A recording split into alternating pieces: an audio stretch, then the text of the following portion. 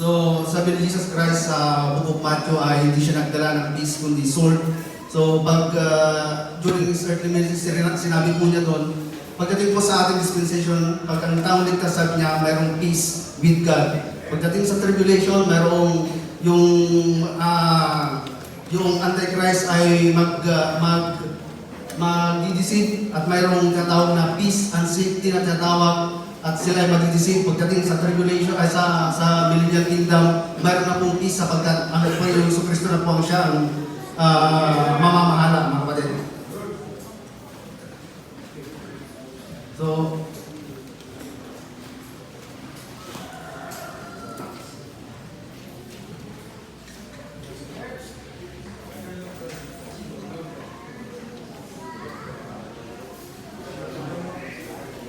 Brother Logronyo.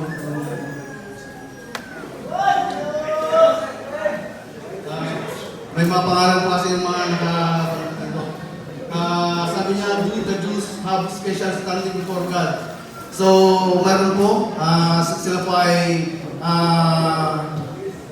ang Israelites ay nasa itaas, kumbaga, supreme sila kaysa sa mga Gentiles. So, may halimbawa po doon sa Sikaraya.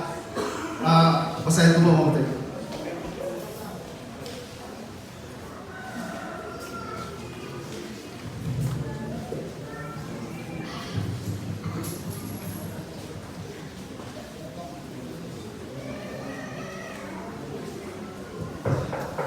Sikaraya chapter 8 verse Sikaraya chapter 8 verse 10. O dito lang po tayo sa verse 23 para mas mabilis. Sabi ng Bible,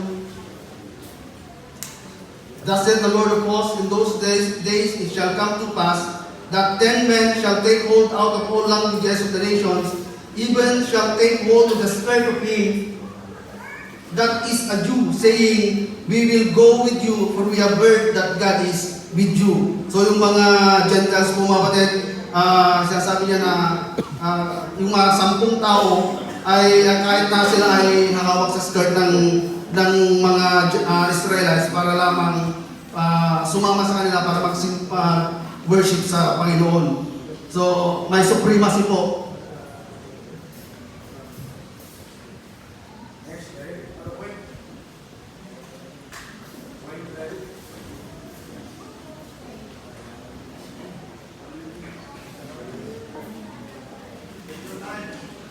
Pastor Royce.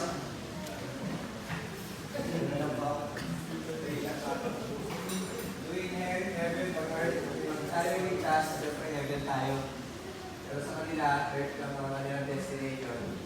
Pero kung hindi ligtas, meron pa isang wala dyan.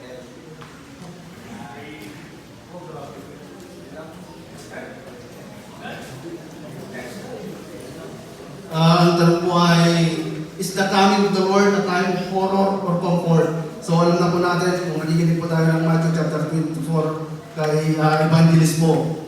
Then, looking for earthly dominion or heavenly. So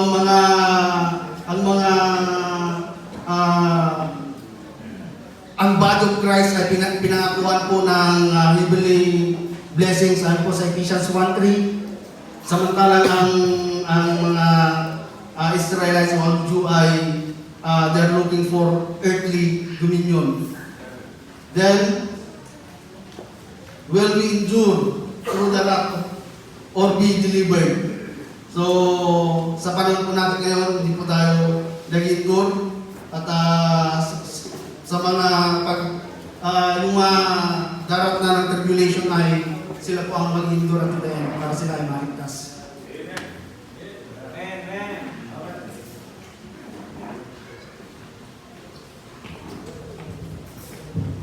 Sinching lang, I think yung mga sumasagot dito ay nag-aaral din. So, please give them their time.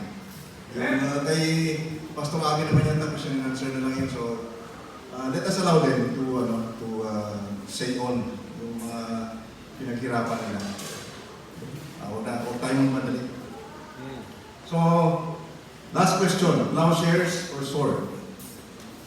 Doon sa Joel chapter 3 verse 10, ang sabi doon is, they were to convert yung plowshares into sword.